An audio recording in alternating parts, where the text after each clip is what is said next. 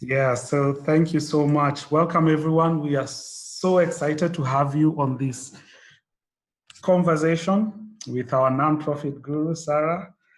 I'm going to ask that we all keep our microphones and videos muted so that we can all enjoy and learn from this conversation. But feel free to introduce yourself, type in the chat function, just tell us where you are and say hi. We'd also like you to participate by typing in your questions and comments. Sarah will take a couple of questions at the end of the session. So let's get started. How do we align our fundraising to our organizational strategy? But before we get to that, I would just like to introduce our guest today. Sarah is a nonprofit strategist, a #1 international best-selling author, former executive director. She has spoken over a dozen conferences and online trainings, and she's been a featured expert in more than 50 podcasts. She's the creator of the Impact Method, which is a framework that helps nonprofits to simplify their operations, to build aligned teams, and make a bigger impact without getting overwhelmed or burnout. Sarah received her Bachelor of Arts from the University of Chicago with a focus on globalization and its effect on marginalized cultures. And she holds a master's degree in humanistic and multicultural education from SUNY New Paltz. Sarah has over 15 years of nonprofit leadership experience. She was the co-founder of the Open Center for Autism and the executive director of Helping of War Foundation and a co-author of Lesson Plan a la carte, integrated planning for students with special needs. As the founder and Happy Hand Pivot Ground, Sarah helps nonprofits to make big impact with relative ease. Sarah is a warm and generous person. I'm proud to call her my mentor.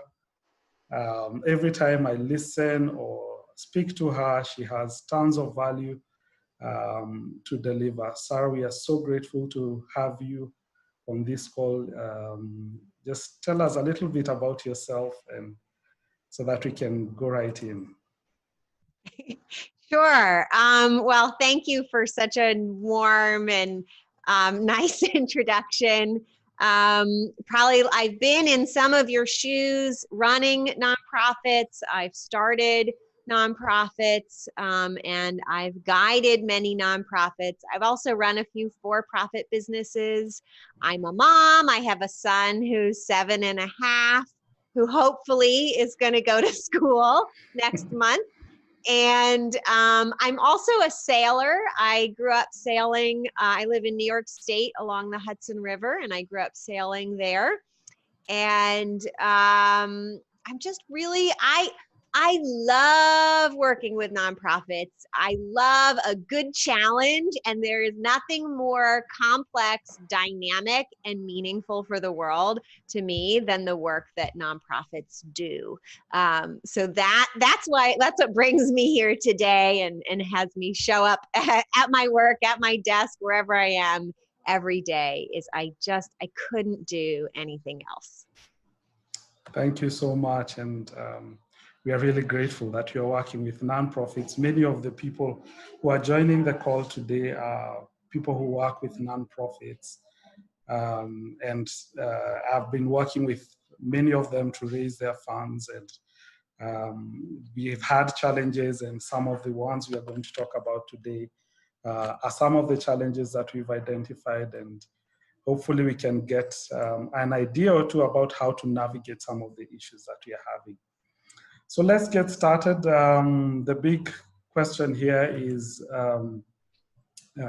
there are nonprofits that I am working with, and sometimes they find it challenging to make decisions on which direction to take with their fundraising. Often there are requests for proposals, requests for applications, which they're trying to make a decision on, do we apply for this? And to me, it appears that they haven't linked their strategy to their fundraising.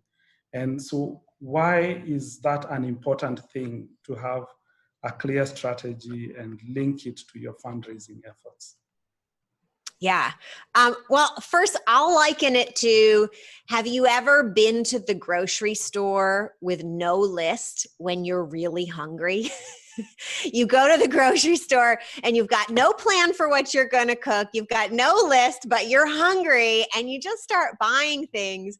And when you get home, you're like, I don't really have the ingredients to make 5 days or a week worth of meals, depending on how long you tend to shop for. And that's what it's like if you go just looking for grants and you don't have a strategic plan in place that's going to guide you.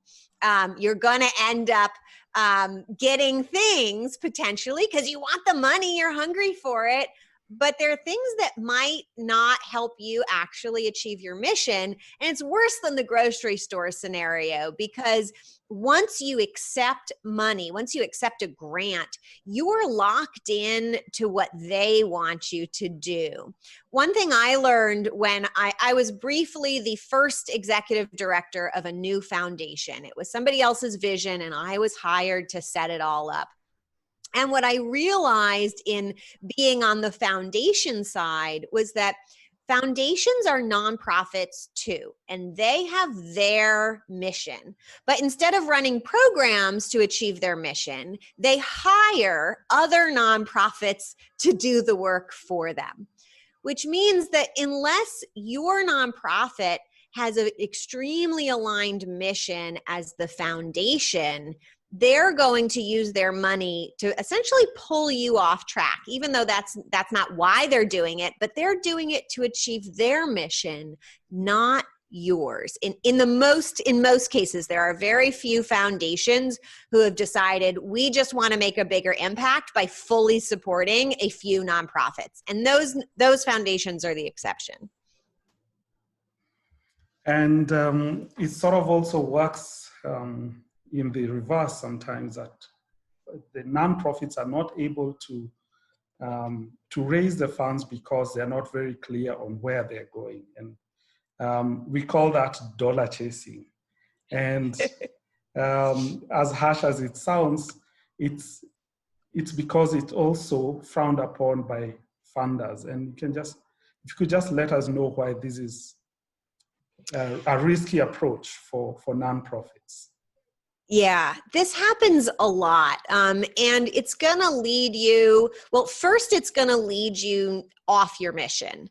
And second, what it's going to do is all the work you put into getting those initial dollars, your chance of repeat access to those dollars is going to go way down, because at some point you're going to say, hey, we're way off mission. We didn't follow a strategy that was coherent and aligned to our mission. And now we're way off track, and we're not making the difference that we want to be making. We've got to refocus. And you're probably going to lose the trust of a good chunk of the folks who gave you that first round of money. And essentially, you're going to be back to ground zero with all your fundraising efforts. And we don't have enough time and energy to be at ground zero more than once. You really need to be at ground zero kind of on day one, and then be putting building blocks in place. Sure, you're going to have things that don't work, but you want to be always putting building blocks into place, whether it's in your fundraising strategy or in your programming. That's really, really important. Yeah. And I keep working with, as I work with my clients, I tell them that one of the things you need is to build a strong bond, strong allies between you and the donor. And whenever your missions are not well aligned, you are going to have, short-term relationships. You keep falling to ground zero, as you said. You really put it very well. You keep going back to ground zero, and many organizations keep finding themselves in ground zero time over and over again. And sometimes it's because of just that of lack of mismatch between the mission of the donor and that of the nonprofit or NGO, as we call it on this part of the world. That's a most commonly used term. Yeah.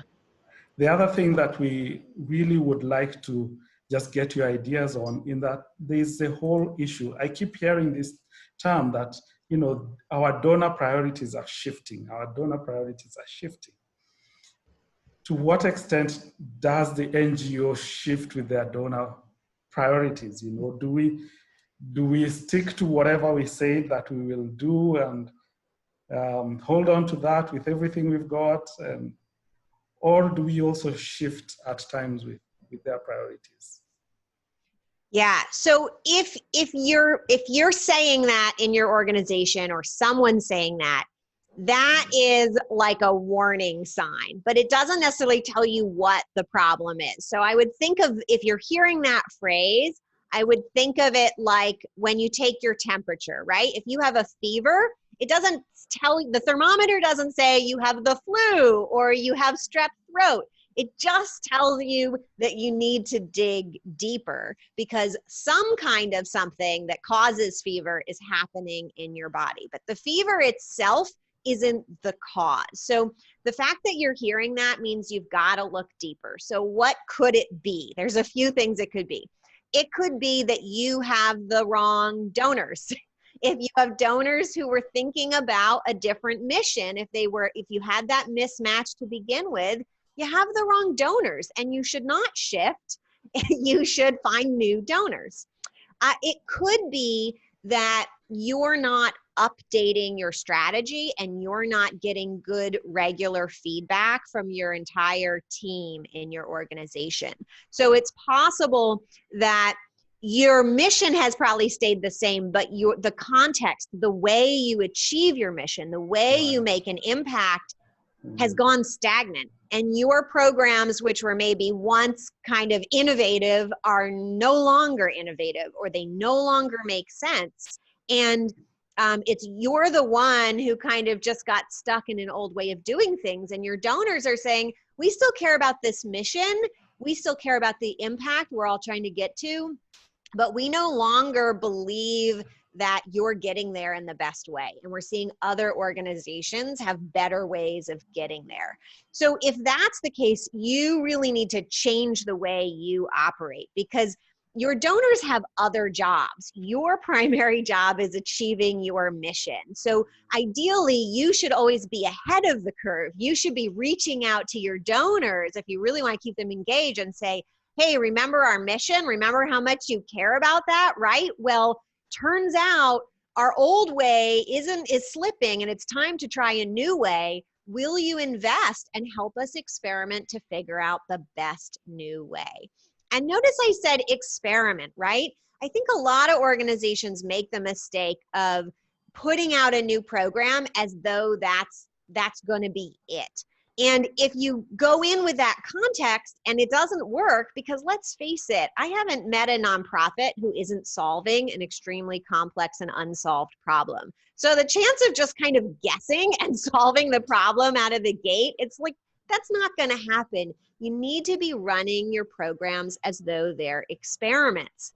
And if you set that context up with your donors and the foundation, say, hey, we want you to invest so that we can figure out, we can run this experiment. Then even if the experiment doesn't work, it's a success either way, because you either found out one more way not to end homelessness, or you actually figured out one step forward in something that really works. And then you now have a building block to build on. So that framing of the context of what you're doing is really critical when bringing your donors on. And too many times NGOs and nonprofits have been told that it's not okay to fail. And if you set up the definition of success as run an experiment to find out if it works or not, you'll succeed every time in the eyes of your donor, because you're going to find out if it works or if it doesn't work. For sure, you're going to get an answer to that question. Yeah, I like that. Many times we often say like we found the answer and we are going to the donor as if we have the answer to particular problems, and yet sometimes it doesn't work and leads to frustration and, and sometimes people hiding, they're not so perfect results as they had intended. And I like the idea of shaping the ideas of the donor and being proactive, that even before the donor is telling you that, our priorities are shifting, you are telling them that the communities have changed, there are better solutions. And that makes, as long as you are still within the same mission, but you have a different strategy of addressing the issues, it's likely that the donor will shift with you and they'll move with you, as opposed to waiting for them to shift, then you're following them where they are at.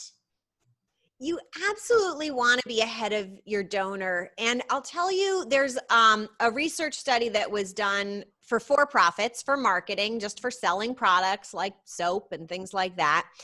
And the study was conducted to find out, why do people switch from one product to another? Why would you switch from one laundry detergent to another? And what they found was the number one reason why people switch is because of indifference. It's because no reason, just all of a sudden after some time, the grass started to look greener on the other side. And so that same principle, I think, applies to your donors. You want to be really proactive in communicating with them, reminding them that you're thinking about them and that their role is important, so that they don't switch because of indifference. We often speak of a strategic plan as a commitment for an organization along a particular path. We've sat down, our team, our board, our staff, we've committed to this particular path. And so many organizations are worried. What if this particular path, no one wants to fund this particular path? So they fail to, to make the commitment by having a very clear and concise strategic plan. What do you think is the effect of that on their fundraising effort, not having a clear strategic plan because you are afraid to commit to a particular path? Well, I think the real issue here lies in how strategic planning has been done traditionally. There's a lot, the kind of traditional model of strategic planning is to invest quite a bit of time and energy in kind of creating some goals. And often there's a loosely defined path, but it doesn't tell you what you're going to do tomorrow. And it leaves nonprofits like two times stuck. They're stuck in that they have these goals, which are now kind of set for the next 3 to 5 years. And if they're not spot on, then they might not even believe in their own strategic plan. And that's how many plans end up on the shelf. And so, of course, they're not going to feel good about fundraising towards their plan because they know their own plan isn't quite right. And then the other problem that they get stuck with is their plan says this is where you're going, but it's not like a GPS navigation system. It doesn't give you turn-by-turn directions. And so they're also like, well, they don't help you convince the donor that you actually have a way to achieve your goal. So they kind of, you don't know what to tell your donor to convince them you can actually do it. And maybe you don't even believe it's the right plan and you have no way of changing it. And that's partly why I created the impact method, which has a really different way of planning and executing. But the basic idea, which you can do at any point in your organization, is say, we're going to have clear goals and we're going to have the ability to tweak or update those goals regularly, because setting goals is hard, and figuring out how to solve really complicated unsolved problems, that's hard. You're not going to get the goal right. But over time, you're probably going to refine and understand what exactly the right goal is, knowing that your mission is probably not changing very much. And then the other piece is you need a strategic way of operating, not just following a plan. So you need a way to identify, guess at what the path is going to be to begin with, right? What are we going to do over the next 6 months to do this, or the next year to do this, or what are the obvious first steps?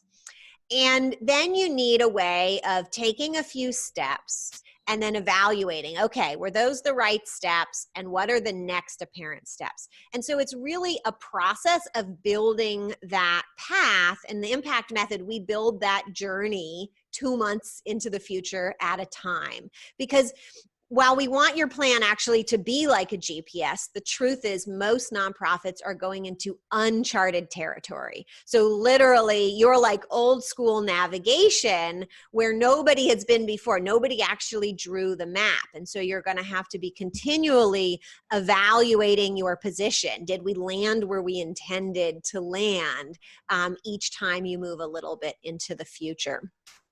So I know I've kind of talked around your question a bit, but does that make sense so far?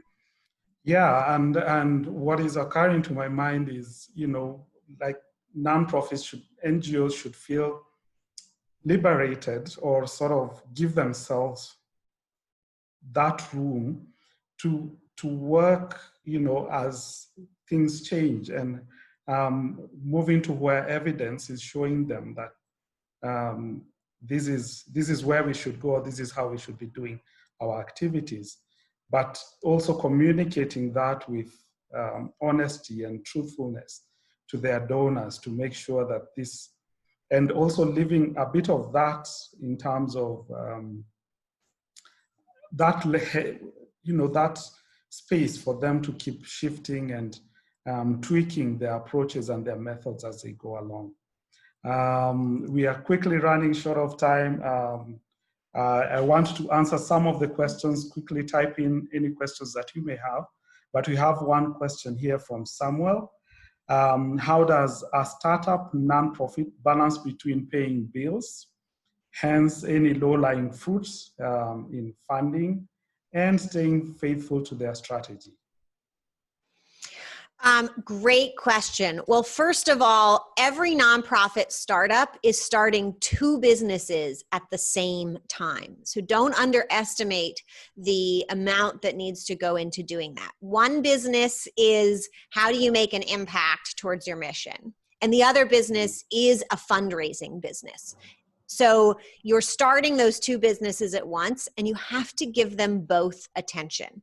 So often I think it makes sense to actually work on so first you're going to work on one at a time until you have enough people and money to work on both at the same time. So here's how I recommend it typically goes. You're going to start by sitting down and getting clear on what your big vision is. And then you're going to figure out a way. So people who want to work with me who are in startup mode, I say, here's the impact method. This is a whole framework for getting your strategy in place. Most major donors are business savvy, and they're going to understand that your first best step is actually putting together your strategy, and they will give you money to put together the strategy. So step 1, you get clear on your vision. Step 2, you find just one major donor who will give you money. You're asking them to give you money to create the plan, to begin to create the vehicle, the organization that will make that vision come true. Then once you have the plan, that's kind of another step towards making an impact, but you're going to take your plan to the next 2 or 3 major donors. This is finding people one at a time. There's no tricky strategy here. Just say, hey, do you know anybody to your first major donor? Make a lot of asks till you get that first one. Show them your plan, and your plan should say, well, to complete phase 1, we need X amount of dollars. And you show them the plan, you show them you've got, that it's possible. And then here's the mistake most nonprofits make. As soon as they get a little bit of money, they start their program. What I'm going to tell you is do not start your programming until you've met that minimum threshold of money that you need to successfully run that first pilot version of your program to completion. So you're going to stay in your fundraising business using your strategy as the thing you're showing your donors until you have enough money to run the pilot version of your program. Then you're going to take the money, run the pilot version, and the results you get out of that, you're going to go back to your fundraising business and you're going to, revise your plan based on your results, and that's going to give you your next fundraising target. Once you reach that next target, provided your pilot was relatively successful, then you're going to be getting to that point where you can start doing fundraising and programming at the same time. Wow, that's a really useful comment right there, because many of the organizations I know, they're really passionate about their communities and particular issues that they're facing with their communities.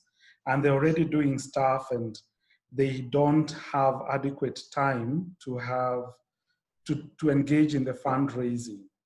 So they spend a lot of their time with little funds out there in the community, but engaging less within their fundraising. And I like what you say there, that you can fundraise for a pilot, which doesn't have to be the full picture, but it really helps to get that social proof that you need to approach even more donors and to get that done. So quickly. So I just want to add, if you're on this call going, oh my God, we already started our programming, you can stop your programming. I know that's like heart-wrenching for most nonprofit people, or you can reduce it to its bare minimum to keep going and focus on fundraising. And if you want to make a real impact in this world, you're going to have to do it. You're going to have to do that as much as it hurts your heart, because it's like an airplane, right? If an airplane doesn't go fast enough on the runway, it doesn't take off. So unless you want to be stuck on the runway, grounded for the rest of your nonprofit's existence, struggling for money and limiting your ability to actually serve people, you have to balance, you have to reach your minimum financial thresholds. Okay, quickly, before we go, Sarah, if any of the nonprofit leaders want to reach to you, how can they get a hold of you? Sure. You can visit my website, pivotground.com. If you'd like to have a call with me one-on-one, there's an apply for a call button. You're welcome to apply for a free call. And also, I do weekly micro trainings. They're 15 minutes long. If you want to send me an email, we can sign you up for those, or you can sign up for them on the website, pivotground.com. You can email me directly if you'd like at Sarah, S-A-R-A-H. I'll put it in the chat, at pivotground.com. Make sure I spelled it right. There you go.